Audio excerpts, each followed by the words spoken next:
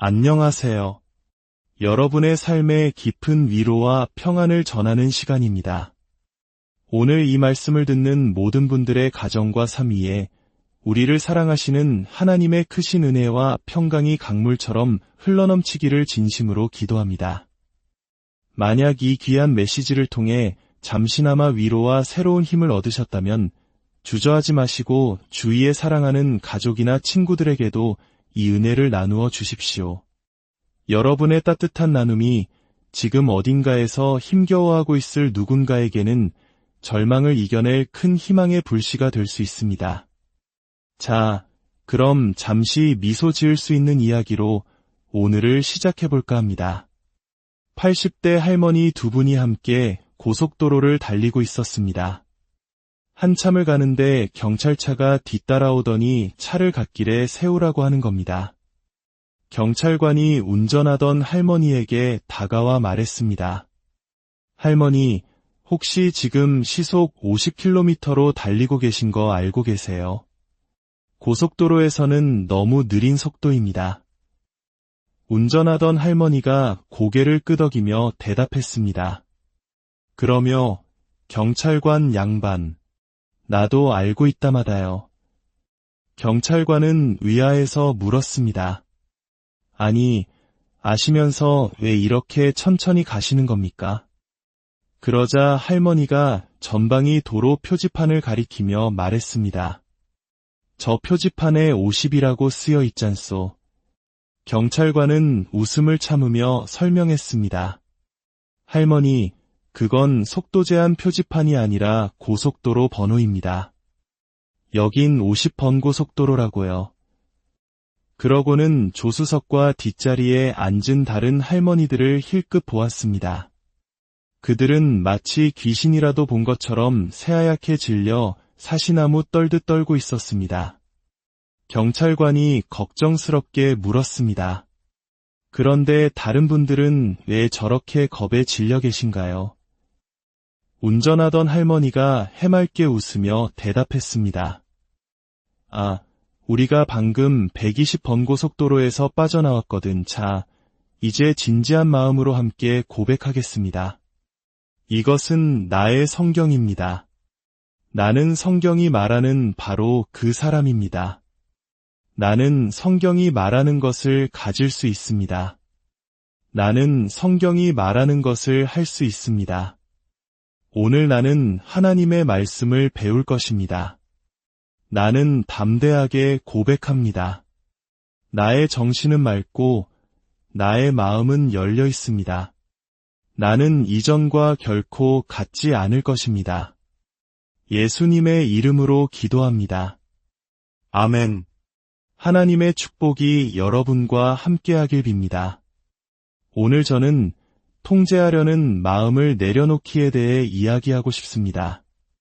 하나님께서는 우리 각자의 마음에 약속과 꿈을 심어주십니다.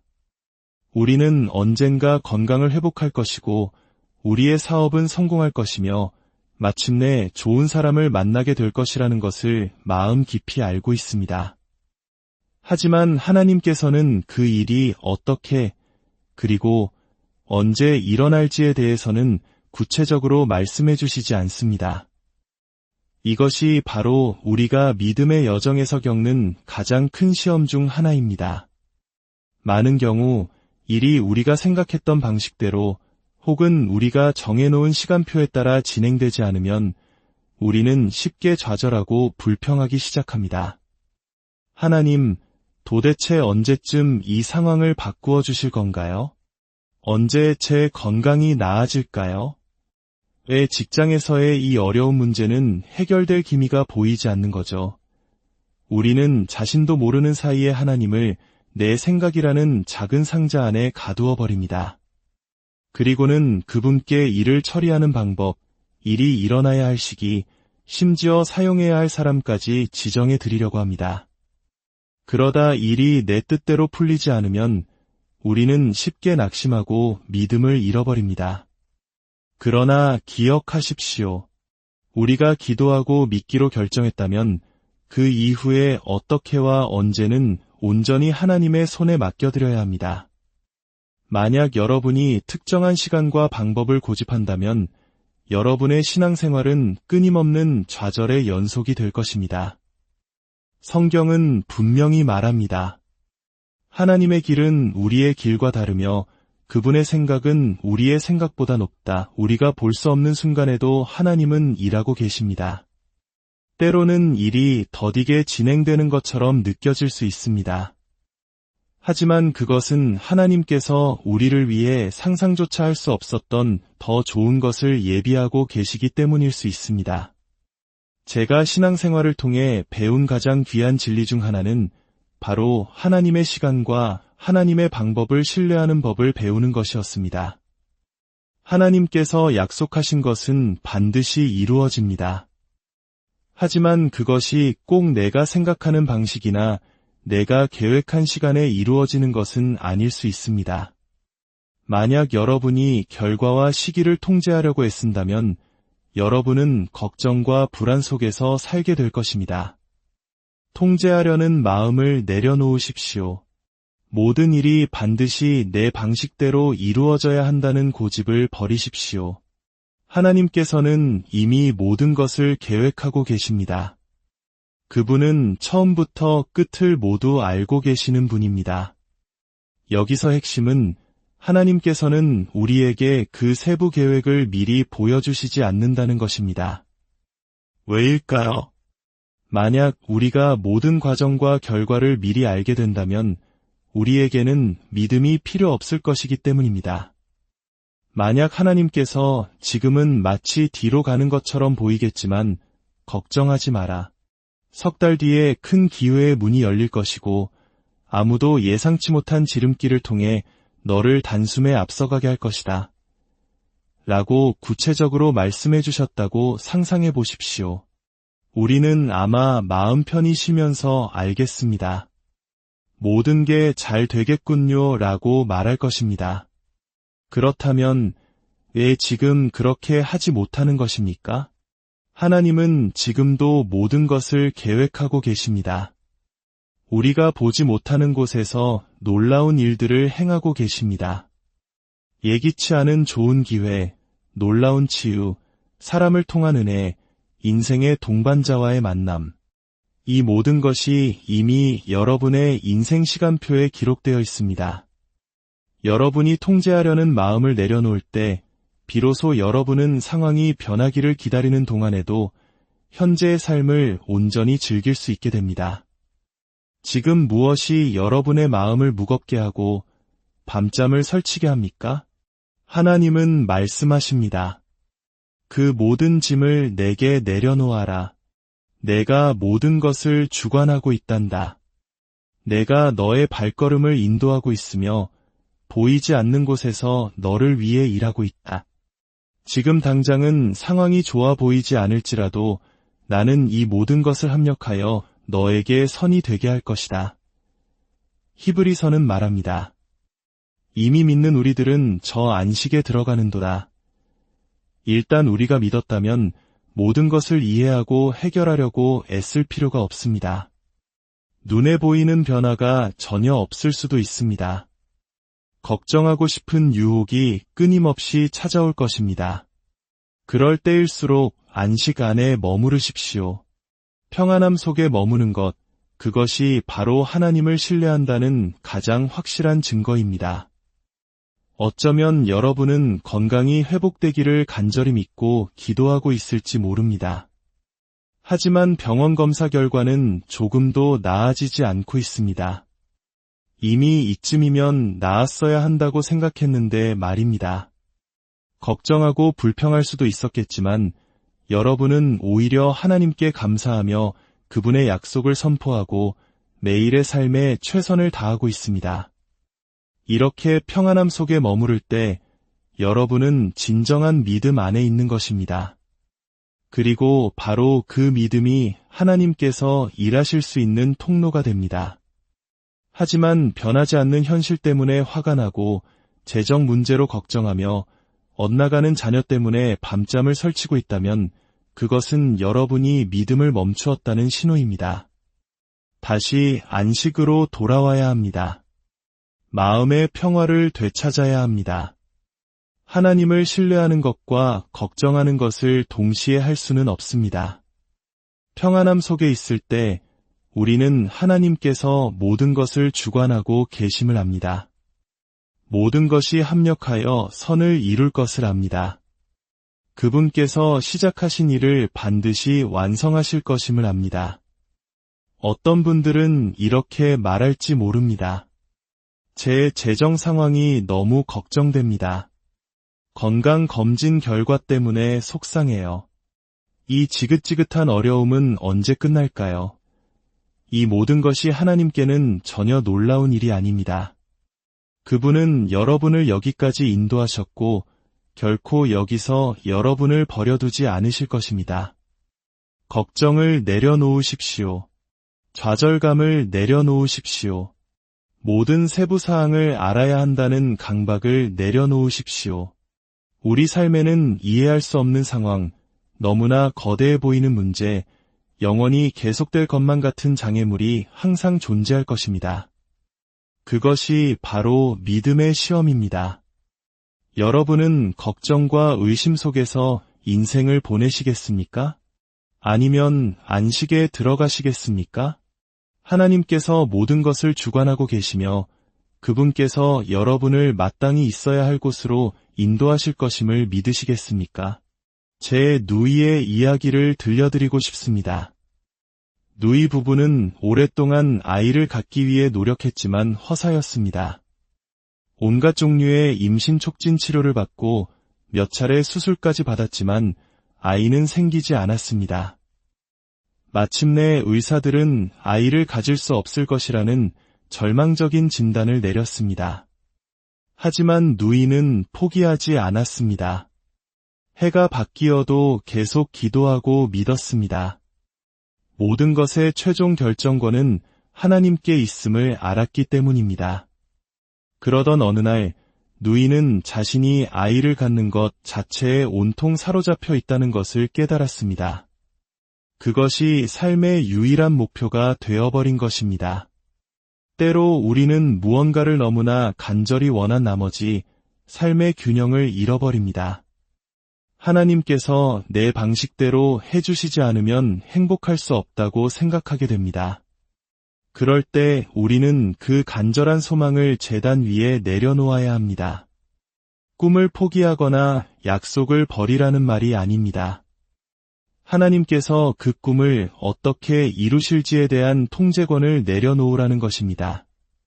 하나님께서는 우리가 기대했던 전통적인 방식이 아닌 전혀 새로운 방법으로 일하실 수 있습니다. 우리가 이것이 없으면 절대 행복할 수 없어라고 생각하는 바로 그것을 사탄은 우리를 공격하는 무기로 사용할 수 있습니다. 그러나 우리가 이렇게 기도할 수 있다면 상황은 달라집니다. 하나님, 이것이 제가 간절히 원하는 것이지만 혹이 일이 제 뜻대로 이루어지지 않더라도 저는 여전히 행복할 것이며 여전히 주님을 찬양할 것입니다. 이렇게 고백하는 순간 사탄은 그 힘을 잃게 됩니다. 여러분의 꿈은 굳게 붙잡되 하나님께서 그 꿈을 이루실 방법에 대해서는 마음을 활짝 여십시오. 누이가 통제하려는 마음을 내려놓은 지 몇 달이 지났을 때였습니다. 다른 주에서 10대 미혼모들을 위한 쉼터를 운영하는 지인에게서 전화 한 통을 받았습니다. 그곳에 한 어린 소녀가 쌍둥이를 출산할 예정인데 혹시 입양할 의향이 있는지 묻는 전화였습니다. 누이 부부는 2번 생각할 필요도 없었습니다. 그것이 바로 기도의 응답임을 직감했습니다. 몇 달 후 부부는 병원에서 아기들이 태어나는 감격적인 순간을 함께했습니다. 오늘날 그 아이들은 20대의 아름다운 아가씨로 성장했습니다. 하나님께서는 약속을 이루시는 방법을 알고 계십니다. 그러나 우리는 그 일이 어떻게 일어날지에 대해 열린 마음을 가져야 합니다. 만약 한 가지 방법만을 고집한다면 우리는 좌절할 수밖에 없습니다. 하나님은 평범하고 일상적인 방식을 넘어 우리의 상상을 초월하는 놀라운 방법으로 일하십니다. 누이는 뒤처지고 있는 것처럼 보였지만 단 한 통의 전화로 한 명도 아닌 2명의 아이를 얻었습니다. 임신할 필요도 없었고 9달 동안 아이를 뱃속에 품는 수고도 하지 않았습니다. 하나님은 특별한 방법으로 일하셨습니다. 혹시 여러분은 하나님의 손길일지도 모르는 일 때문에 속상해하고 있지는 않습니까? 일이 아직 이루어지지 않은 것은 하나님께서 여러분이 생각하는 것보다 더 좋은 것을 예비하고 계시기 때문입니다. 그 지연, 그 실망, 그 좌절은 여러분을 방해하는 것이 아니라 오히려 여러분을 위해 일하고 있는 것입니다. 어떻게 이루어질지에 대한 통제권을 내려놓으십시오. 하나님은 지금껏 본 적 없는, 전례 없는 놀라운 일을 행하려 하십니다. 여러분은 뒤처지고 있는 것이 아닙니다. 곧 한 통의 전화를 받게 될 것입니다. 좋은 기회가 찾아오고 승진하게 되며 건강이 갑자기 회복될 것입니다. 저는 하나님께서 우리를 항상 직선으로만 인도하시지는 않는다는 것을 배웠습니다. 때로는 우회로가 있고 지연이 있으며 예상치 못한 곡선길이 있습니다. 마치 잘못된 길로 가고 있는 것처럼 느껴지는 순간들이 있습니다. 하나님, 저는 저 방향으로 가기를 승진과 치유와 자유를 얻기를 믿고 있는데 왜 저는 정반대 방향으로 가고 있는 걸까요? 이 어려운 상황 속에서 저는 믿음의 증거는커녕 정반대의 현실만 보고 있습니다. 방법에 얽매이지 마십시오. 여러분이 생각하는 그 방법이 하나님께서 일하실 방법이 아닐 수도 있습니다. 여러분이 보지 못하는 것은 그 잘못된 길처럼 보이는 길 저편에 또 다른 전환점이 있다는 사실입니다.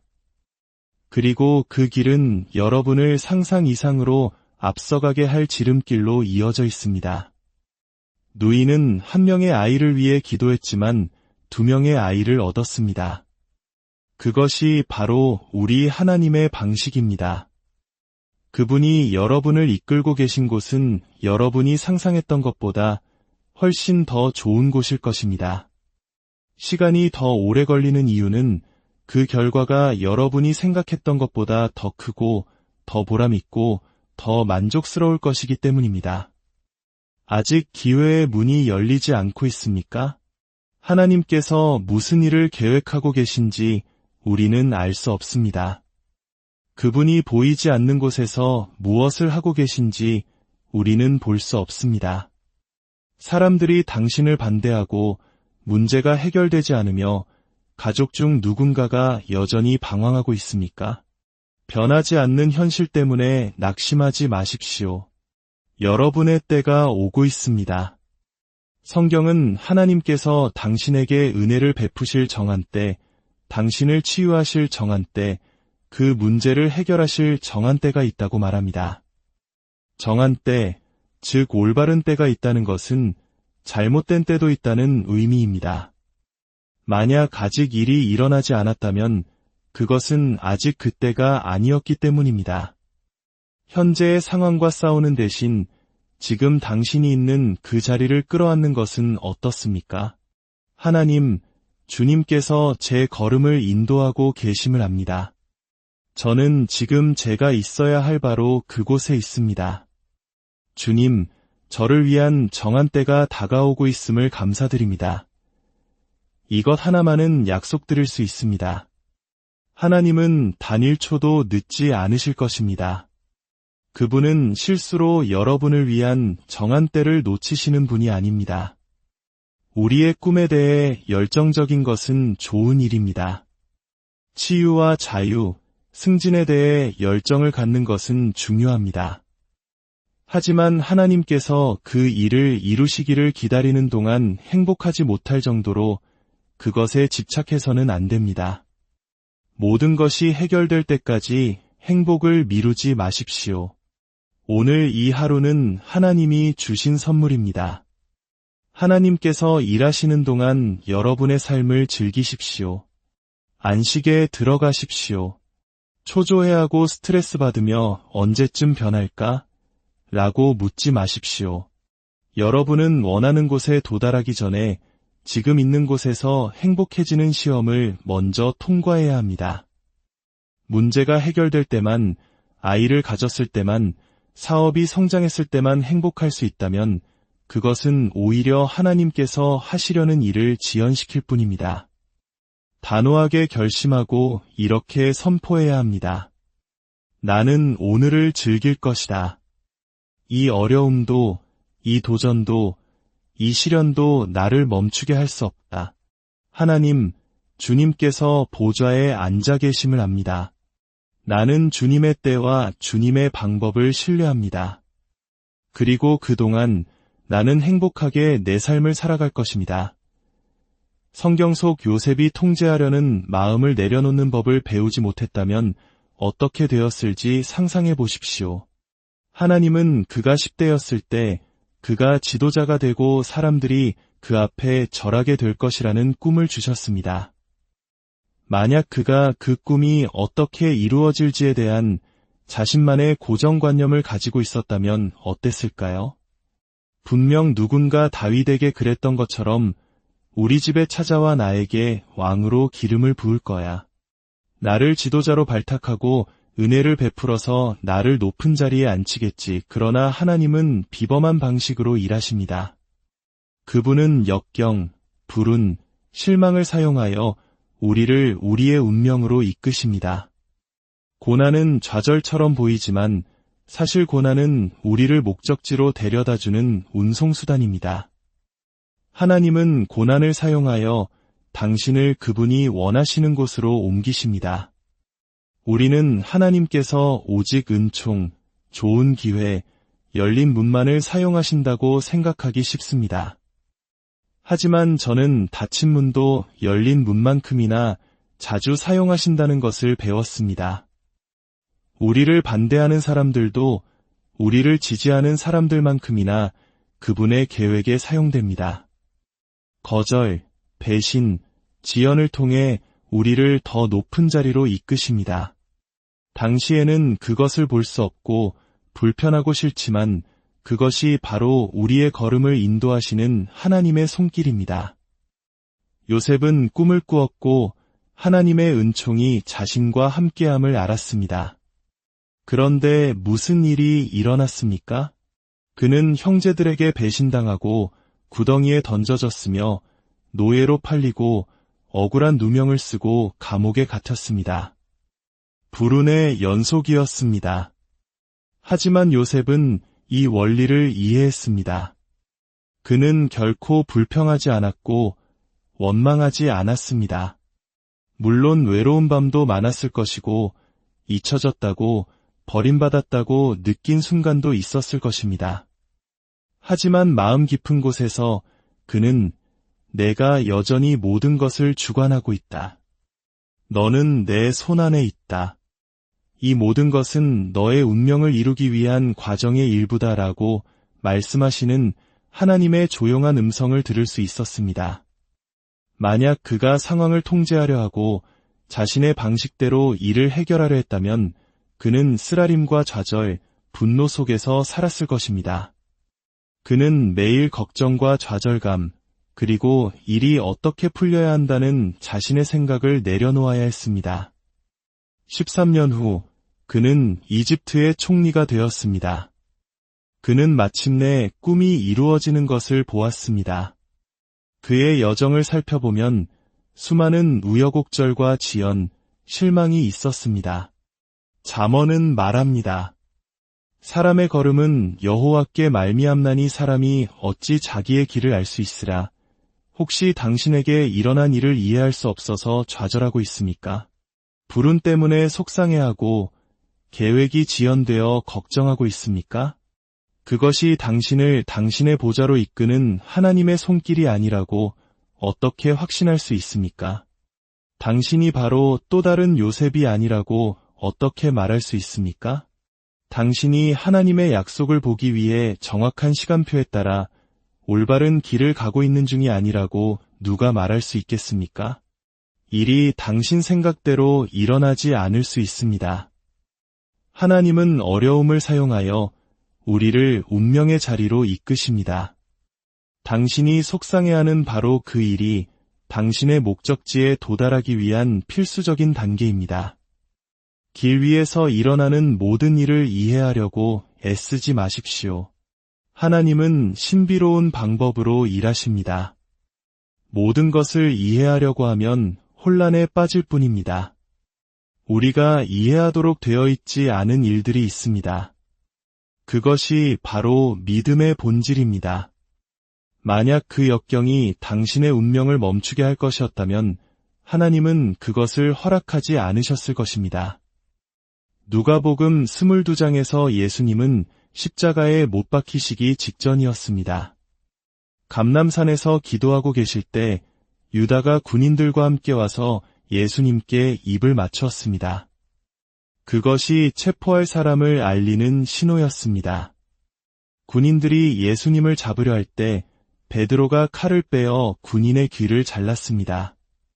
그는 싸울 준비가 되어 있었습니다.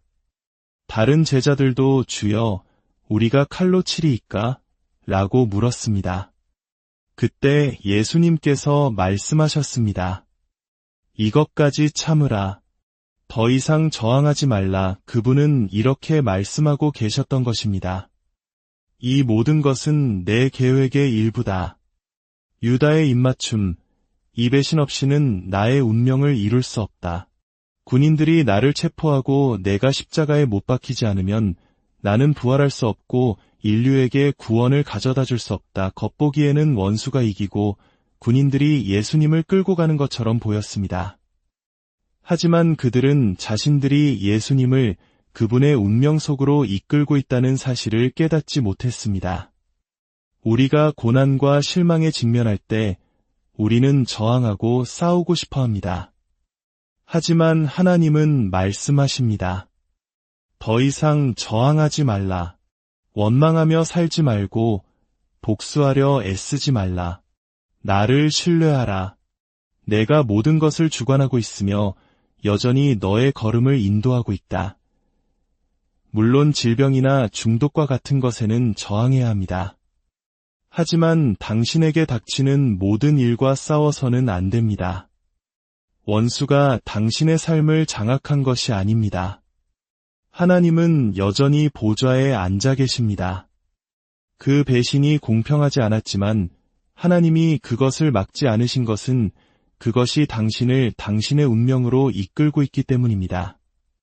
그 실망의 반대편에는 부활이 있고 새로운 차원의 운명이 기다리고 있습니다. 저항을 멈추고 안식하기 시작하십시오. 사도행전 27장에서 바울은 로마로 향하는 배에 죄수로 타고 있었습니다. 천사가 나타나 그가 가이사 앞에 서게 될 것이라고 말했습니다. 항해 중에 그들은 허리케인급의 거대한 폭풍을 만났습니다. 14일 동안 해와 별을 보지 못했습니다. 그들은 배를 조종하고 통제하려고 최선을 다했지만 바람이 너무 거셌습니다. 결국 성경은 말합니다. 그들은 돛을 내리고 배가 폭풍에 밀려가는 대로 내버려 두었다. 여러분이 할 수 있는 모든 것을 다했을 때, 기도하고 믿고 굳건히 섰을 때 그들처럼 해야 할 때가 옵니다. 싸우기를 멈추고 억지로 되게 하려 애쓰기를 멈추고 잠 못 이루기를 멈추고 통제권을 내려놓으십시오. 어떻게 통제권을 내려놓을 수 있을까요?